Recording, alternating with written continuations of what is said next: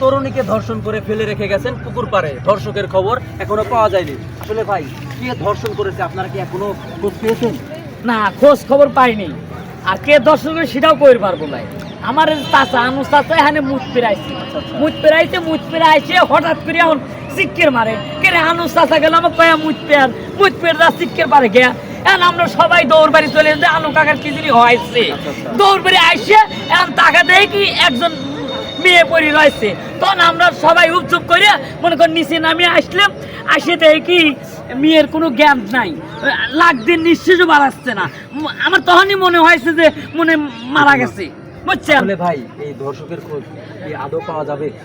না ভাই, এটা আমি বলতে পারবো না, কারণ ওনাদের এই চিল্লাপাল্লা শুনে আমি পরে আইছি। কে দর্শন করে এরকম ফেলা থুয়ে গেছে তা জানি না, কিন্তু মেয়েটার অবস্থা দেখে বোঝা যাইতেছে যে তার সাথে জোরাজুরি হয়েছে, তারা দর্শন করছে, এটা ঠিক। মানে ওনাকে দেখে চিনা যায় বা পরিচিত মনে হয়? না ভাই, না, আমরা এই এলাকার না, আর আশেপাশে গার্মেন্টস ফ্যাক্টরি আছে তো, সম্ভবত যে কোনো গার্মেন্টসে চাকরি করছে ব্যবস্থা নয়। ধর্ষণ হয়েছে এটা কিভাবে আপনারা বুঝলেন? না, আমরা আসলে ধর্ষণ কিভাবে হয়েছে এটা আমরা সেরকম ভাবে চেক করি নাই।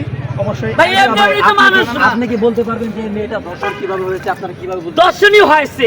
দর্শন না হলে এই পুকুর পাড়ে কিসের জন্য ফেলা রাখি? আরেকটা জিনিস, দর্শনই হয়েছে। ওনারা হয়তো ওরকম খেয়াল করছে কিনা জানি না, আমি যখন আইছি তখন এই মেয়ের কাপড় চোপড় মানে অন্যরকম ছিল।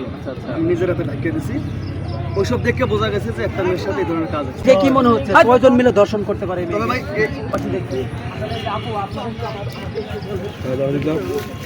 এই যে এই মেয়েটাকে ধর্ষণ করা হয়েছে, এই পুকুর পাড়ে ফেলে রেখে গেছে, এই বিষয়ে আপনারা কি বলছেন? ইয়েস, একটা অবস্থা করছে।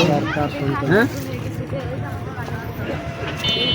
যখনই চিল্লাচিল্লি শুনছি যে পুকুর পাড়ে একটা মেয়েকে ধর্ষণ করে ফেলে রেখে গেছে, তখন বুঝতে পারলাম যে না, অমানবিকের মতো কাজ কি মনে হয় যে এই মেয়েটাকে কয়জন মিলে ধর্ষণ করে? কি মনে হয় জানেন? অমানুষের কাম, কিন্তু মানুষের কাম না এটা। আর আমার কাছে না ওদের চাইতে বেশি ভাগের মাছ। মেয়েটার বয়স শুধু দেখে মনে হচ্ছে না যে বেশি, তারপরও মিনিমাম 4 থেকে 5 জন হবে এরকম। আচ্ছা, ঠিক আছে, ধন্যবাদ আপনাদেরকে। আসলে এই থেকে ধর্ষণ করে এইভাবে পুকুর পাড়ে ফেলে রেখে যাবে, আসলে এটা কল্পনার বাহিরে। ঠিক আছে, আসলে ভাই, এখন এটা কি করতে যাচ্ছেন? এখন আপনারা সাংবাদিক মানুষ আইছেন, এখন যেভাবে যেটা করা যায় সুষ্ঠু একটা বিচার করে দেন। আর কোন কার মেয়ে এটা আপনারা তদন্ত করে বাইর করে দেন। এই মেয়েটাকে যারা দর্শন করছে, অপরাধী যেই হোক, আপনারা তদন্ত করে প্রশাসনকে জানাবেন। প্রশাসনকে আমরা জানাইছি, আগে তদন্ত ত্রিপল করে লাইনে ফোন দিছি, ওনারা আসতেছে।